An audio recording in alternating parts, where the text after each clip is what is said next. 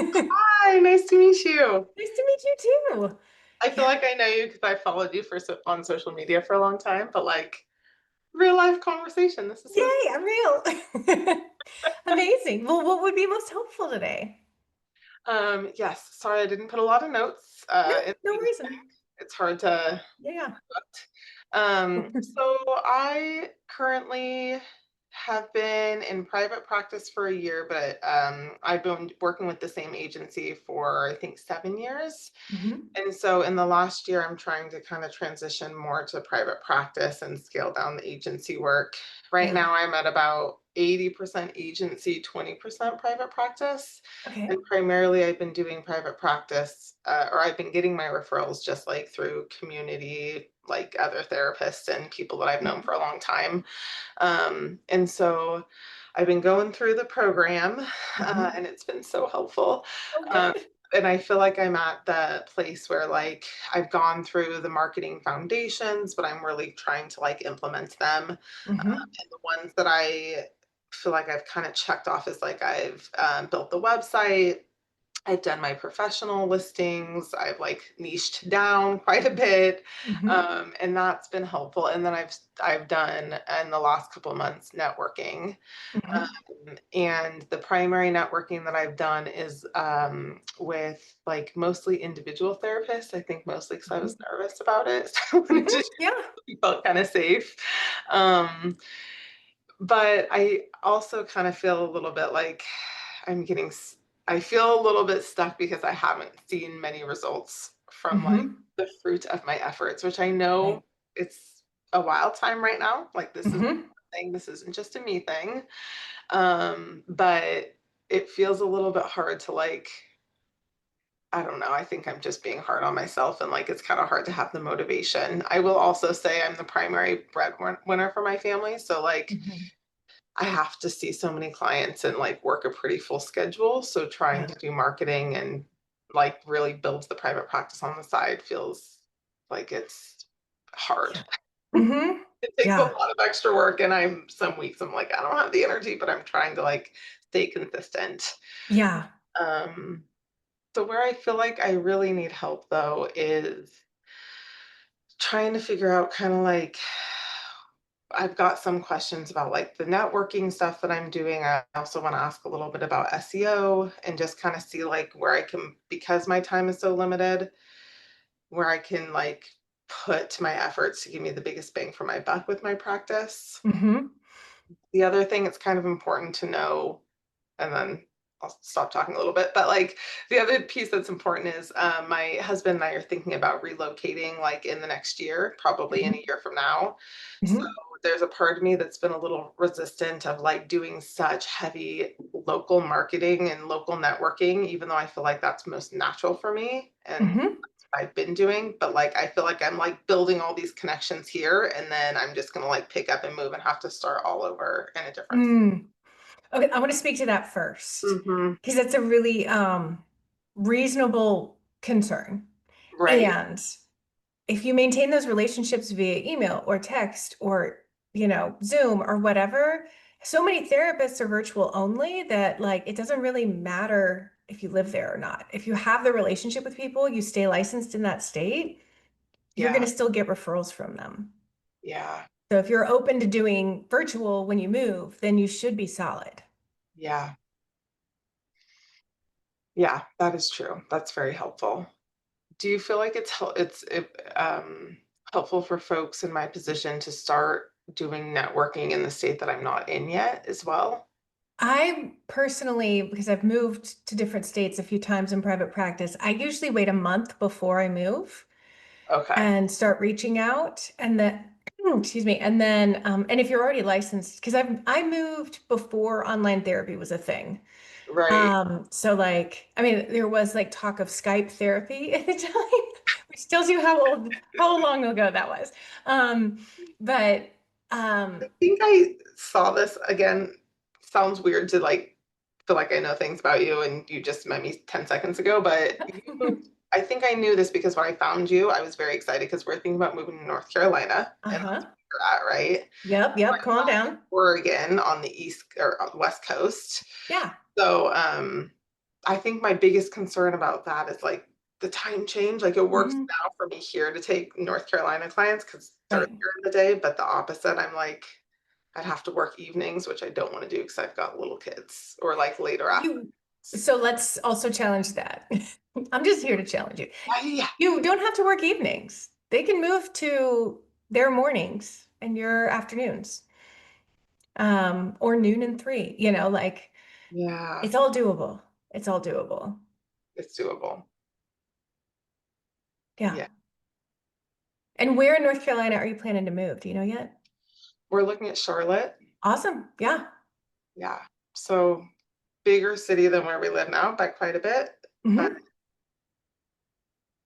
I don't know. I'm hoping maybe I know there's probably way more therapists there as well, but I, Yeah. you know, if I can Yeah. practice here, I can build a practice there. 100%. And that's something when I moved from Seattle to North Carolina, I was like, what if it was a fluke? What Yeah. if I just got lucky? And like that's not the case. What works in every state works in the other states too. Everybody wants to like they don't want to, but they do. They worry that their location, whatever it is, whether it's a big city or a small town or a medium-sized city, whether it's rural or urban or southern or northern or whatever, like everybody's worried that their place is different. It's not. Hmm. I mean, like we've worked with people in 60 different countries now. Like it's not different anywhere. There are some cultural differences for sure, but like not based exclusively on location. Like, so yeah, North Carolina is waiting for you. It will be great. Oh, lovely. I'm excited about it. So okay, networking wise, then you feel like it's still okay to like go hard with the networking. That Hmm. Yeah. and Yeah. start networking there a month or so before I move. Yeah. Yeah. Okay.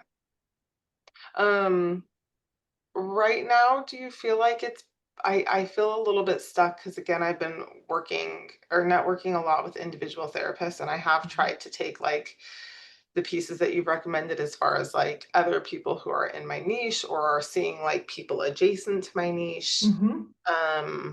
that we could refer back and forth, other people who see my niche that are full. But I will say it's only been like 3 months that I've been doing this. Hmm. Gotten any referrals from any of those people. Yeah. Like a lot of work to not get like even one call. Yeah. Are you following up with them? Like, are you maintaining a relationship with them over those 3 months? Yeah, yeah, Yeah. maintained. But I also feel like they're kind of slow right now.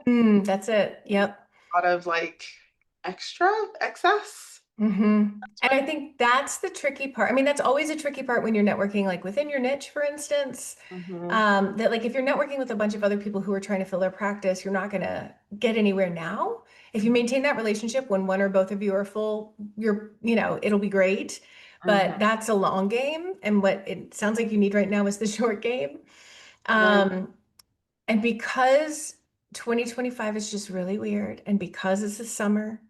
Hmm. Um, it's just a slower time for referrals right now. That doesn't mean it's going to be like this in September. Right. I really expect and anticipate more of a flood, and I shouldn't say flood, having just lived through this hurricane, more of a rush of people um, in the fall because I keep comparing it to how it felt in COVID.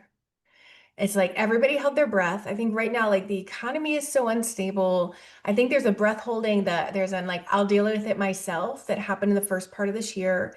And then the weather gets nicer. And Mhm. that's part of what happens with the summer slump every time. And people are like, people who quote unquote didn't have the money for therapy are going on vacations or doing, these kinds of things. And so it's less stable now. But I Mhm. think that after putting off the care that they need for 8 months, I think that the fall is going to be, this is a prediction and I am not a futurist, but Right. I think that it's going to be good for a lot of us in the way that everybody held their breath for a month or two when COVID first hit. And then Mhm. it was such an intense experience of people calling all the time. That's what I'm Mhm. hoping. Mhm. There is more competition now with big therapy tech than there was back then. Mhm. So that also makes it harder. Mhm. But Definitely not impossible. It's just taking people a little longer. Do you feel like for the more immediate stuff, networking at like doctor's offices or places like that's kind of the bigger. Yeah, if you can get in with a doctor's office, I mean, you're not going to like sit down for tea with a doctor or anything, but if you can Right. get in with their referral coordinator and even a phone conversation and can I send you some stuff? And it also depends on your niche. Tell me more about your niche so I can guide Um, better. so I feel like this is a very common one I'm seeing online right now, but basically, working women, 25 to 45, dealing with stress, burnout, Mhm. anxiety, high functioning anxiety. Hmm. Yeah, yeah. So these women are coming into their doctors. They've Mhm, got like high blood pressure when they've never had high blood pressure. mhm. Maybe high cholesterol when they've never had high cholesterol. They're pissed off, but they can't express their piss offedness. You know, especially as you get up to the 45 range, you've also got perimenopause on board. And so people are like, they're not able to mask in the way that we have all been taught to mask our emotions. I'm also getting a lot of folks who are getting diagnosed with like autoimmune diseases, Yep, or yep. like other ways where it's like we've carried the stress in our body for too long Yeah, and now we can't deal with it. So it's like yeah, they're dealing with medical stuff, but they recognize part of it as psychosocial as well. yeah. The Venn diagram of like type Hmm. A women, and eldest daughters, and like Right. like the autoimmune stuff, it's like nearly just a big circle. Yeah. So talking to doctors about that, Mm-hmm. right? Saying like I work with type A stressed out women, many of whom have autoimmune disorders. Um, and I'm helping them, reduce their stress in hopes that it's going to reduce everything, including flare-ups. Hmm. Any good doctor is going to understand the dynamics there. Hmm. Um, and selling, like basically selling what you do to the doctors from the perspective of like, how does it help them? Why do they give a shit about a type A woman? They give a shit because those women are landing in their office, not necessarily for antidepressants, but Yeah. for exactly what you're saying, like the autoimmune issue. Hmm. Okay. And then there's the grief as a type A woman, eldest daughter type with an autoimmune disease. Like there is a grief that goes along with like, my body won't let me do what I want to do. And I'm Hmm. The pissed. coping strategy that I've always done. Yes, right. Now do I have to deal with emotions? Gross. Um, So to just be like, to be able to address, I work with a lot of women who are like newly diagnosed. They're having a really hard time. They've always denied listening to their body. They always kind of shut it down and pushed just a little harder. And now Uh-huh. they can't. Uh-huh. And they don't know what to do with themselves. And they don't know how to sit still. And they don't know who they are without achievement. And they feel guilty for not being productive. Like lay out all the things that the doctor is going to see or intuit about that woman, and Uh-huh. maybe they are that woman too. Uh-huh. And you will become their go-to for their Yeah. folks who are diagnosed with like Good at like knowing the words for all these niches. You it's a long time. how my brain Literally, you know works. how long it took me to like make copy to just find those words that you just like rattled off in 2 minutes? Well, I'm glad it's helpful. Right. Yeah, Because those are like exactly the pain points. yeah, yeah. So really speaking to your ideal client too, because there are a lot of therapists who work with women with anxiety, but they don't include the autoimmune piece. So Mm-hmm. that's another thing to talk to therapists about is like, I mean, if you made that like stressed out type A women with autoimmune diseases, like that Mm-hmm. sounds so specific and so small, but that is such a huge number of women. Okay. Okay. Stressed out type A women with autoimmune. It's just gonna be like the header on my website. Yeah. And it's like, what's funny is like, if you just said women with autoimmune, it's the same exact woman. But when Right. you put stressed out type A, they're like, oh, she really knows me. Like it feels Okay. very specific. Yeah. Okay. Okay. And though still do the networking with other therapists as well. That's still helpful. Yeah. It Yeah. will That's still all helpful. It will be. If you can find the ones that are already full, then that's going to help. If and I would go with couples therapists because that's also like a big relationship shift and dynamic Uh-huh. of like she doesn't want to be taken care of. Mm-hmm. Um, the partner may or may not want to take care of because they partnered with this very independent, very capable person. And so when somebody can't fully take care of themselves sometimes, that's a hard thing for a couple. Mm-hmm. Mm-hmm. Okay. I was also wondering about SEO. Hmm. Done any specific SEO, but I've started the training online, and I guess I'm just wondering if that when I was thinking before what you said about the networking here and there, if, I'm thinking about moving, I'm wondering if that's, like, a better way for someone who's kind of in transition to be getting clients. Potentially, yeah. I mean, I'm not sure how competitive the Charlotte SEO market is. The bigger the city, the harder it is to get on page one. If you're not on page one, it's pointless. Mhm, And not like for all search terms, but like for the search terms that matter most for your people. mhm, Um, So I would Google around and see if it's all like Psychology Today and BetterHelp and Alma and these big platforms, you're mhm, not going to be able to push them off of page one, most likely. mhm, But if there are, if it's like a third mm, that, and then the rest are real people, then you might have a shot. okay, And I really like Simplified SEO Consulting. That's who does that training. They have a whole, like, they'll do it for you, or they have courses to teach you how to do it that are a lot more in depth than the okay, training they did for us. So you can also play with that. uh-huh, ok Um, but they're the SEO company I trust most because I've paid a few of them and they're the only ones who ever got me results. And a lot of my students have used them and love them. So okay, but even then, like, if it's just the big tech companies on page one, even using them probably wouldn't be that I fruit. don't Yeah, I don't, because they can't guarantee results, right? And if you can't guarantee results, I don't know that I want to spend thousands and thousands of dollars Right. on something like SEO, like Yeah. Yeah. yeah. Okay. Um, blog writing. I'm gonna Hmm. start doing the thing. Great. I feel like Necessary for SEO, so that's a good pairing. Yeah. okay. Hmm. Um, how do we feel about using ChatGPT for blogs? Not wholeheartedly positive. I Okay. think if you write the blog and then Mhm, you've put it into ChatGPT and you say, like, you use it as an editing tool essentially of like, please keep the tone, please like maintain my candor. mhm, Um, You could say, read this blog and tell me things I could improve upon it. And then they'll give you some tips. o Or please edit this to 800 words because all blogs need to be at least 800 words for SEO.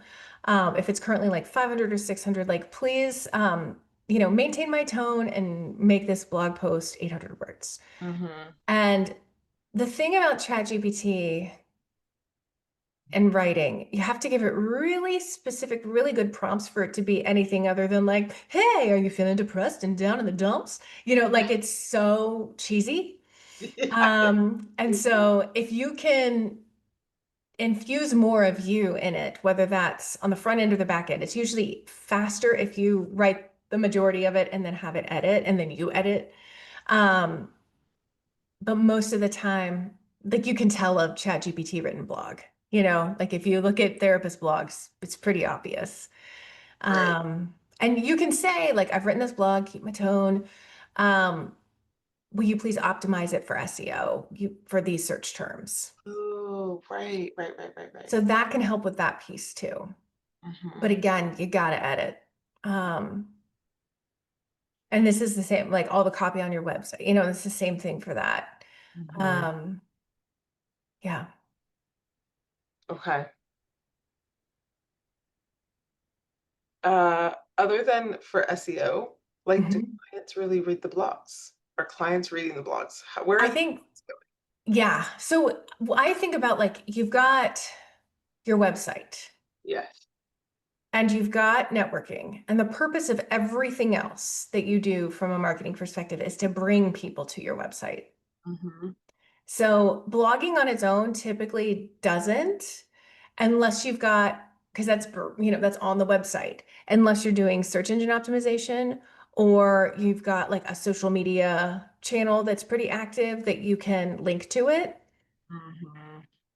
The age of your people, you've still got some readers in there. Like the younger folks slant towards video. Mhm. The median, I would say most millennials are in the video realm. Right. And then Gen Xers like myself, we can kind of be split between video and reading. Mhm. So I love a twofer. I make videos like all the time, but I'm much more of a reader when I'm consuming other people's content. Mm. So I'll do like, I love it too for where it's, you do a video of it. And this is another way you can use ChatGPT. You can have chat, or you can write a script for a video. You can do the video. Mhm. Or if you're better, the opposite way, like you do a video and then you have it transcribed. Uh-huh. And then you can put that into ChatGPT and say, this is a video script. Will you please turn this into an 800 page or 800 word blog that's optimized for SEO? Please maintain the tone, Mhm. keep it friendly and warm. Mhm. And you will still have to edit the hell out of it, but it shaves off probably 30 minutes worth of work. Okay, fair enough. So you're thinking video and blog is probably like the combination of the two. Yeah, I really love the combo of like video blog SEO. Because I feel like the main purpose of blogging in 2025 is for SEO. Right. Um, and yeah. And I think that your niche is specific enough and the things that your ideal clients come in with, like that's specific, the things they say are specific enough. Like Mhm. if you wrote a blog post on um something about like the frustration of not being able to do all the things you're capable of because your stupid body won't let you. Mhm. Like, if you can come up with a great title that explains that more concisely than I just did, Mhm. and it's something that your ideal clients would search, Mhm. then yeah, I mean, even like coping with autoimmune for a type A Right. woman, like there are ways that you can hit a bunch of those search terms. But you've got to think through really carefully, like the keywords that your ideal clients would use. And you Mhm. can use Google's keyword planner, and you could probably ask ChatGPT, like, here's the like this is my ideal client. Describe it in as much detail as humanly possible, and then say like, what search terms would my ideal client use to Right. find therapy? And Right. it'll give you an idea. Okay. And then plug those into Google's keyword planner. You'll have to create a free account. Uh-huh. But that'll tell you like how often that search term is used, where like how kind of expensive it is, like if you were to run ads to it or something like that, like if it's more in demand versus less in demand. What was Yeah. that? Oh, my husband does some marketing, so he's kind of tried to show me the keyword thing, but it didn't Yeah. really make sense until I did this side of it. Now I'm like, "Oh, that's what he was trying to show me." Yeah. Like, it's like 20 cents per click for this keyword or that thing, that website Yeah. that shows all the keywords and how searchable they are, how much you have to pay in like ads to get them. hmm Is that what you're talking about? Yeah, so like that'd be AdWords or ad Google Ads, which are really hit and miss for therapists. Okay. Like I've hired 3 different companies and never had any luck with it because as an eating disorder therapist, I'm up against the treatment centers and they're happy to pay hundreds of dollars per click because they're going to make so much money. I am not happy to pay hundreds of dollars per click. Mhm. But there are people who have different specialties that do have some success. Okay. But I would lean on your husband for the Google Ads thing because it's pretty complicated. Okay. But what was the sorry, what was the one that you said that was not Google Ads then? Oh, so just like the keyword planner. So that can help you know what you're wanting to get ranked for SEO. Okay. Whew. Okay. This is all gonna make sense. At some point, it's not gonna sound like a foreign language. Yeah, it's really not. I Okay. mean, you're putting things, you're like, oh, wait, I know about Google Keyword Planning. Like it's all coalescing. Yeah, exactly.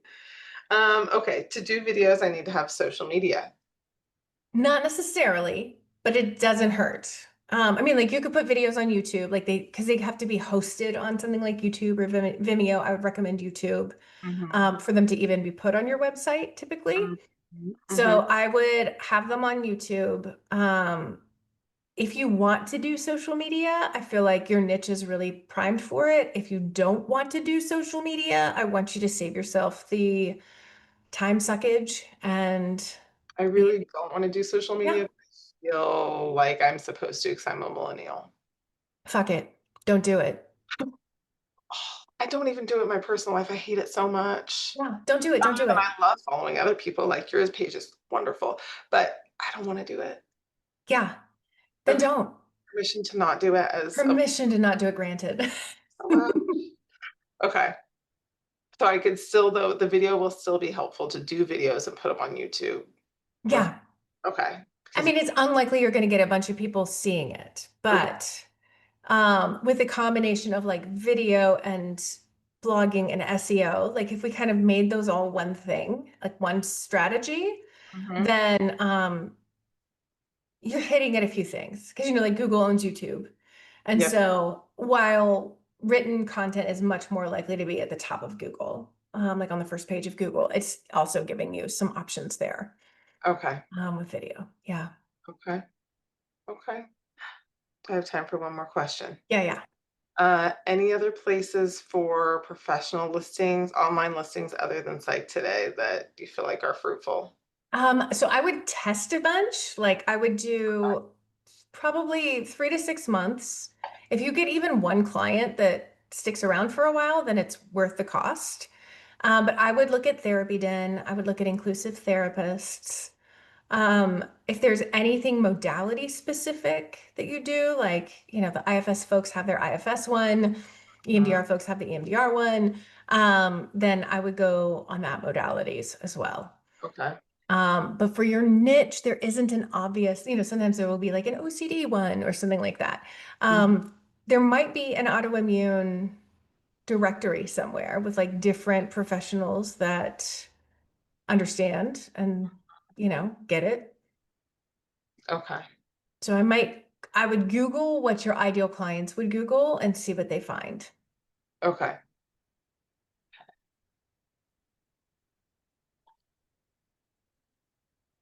And then try it for 3 to 6 months. If I get 1 or Mhm. 2, great. If not, probably not for me. Yeah. Yeah. All right. Amazing. Well, thank you. Absolutely. Yeah. Yeah. It's you've got a lot on your plate if you're also thinking about moving, even if it is a year away. There's still just it takes up a lot of brain space. It does. Yeah. We're gonna keep trucking along slowly and surely. Good. Amazing. Well, let us know in the Facebook group if you're in there. I don't know if you're in there or not. Yeah. I'm just thinking about you hating social media. Um, I can do but Facebook in small yeah, doses. okay, good. Well, and that group is sweet, so it's never a bunch of drama. Yeah. So let us know how it's going in there. And Okay. yeah, I'm around. Sounds good. Thank you. Sure. Take care. Bye. Bye.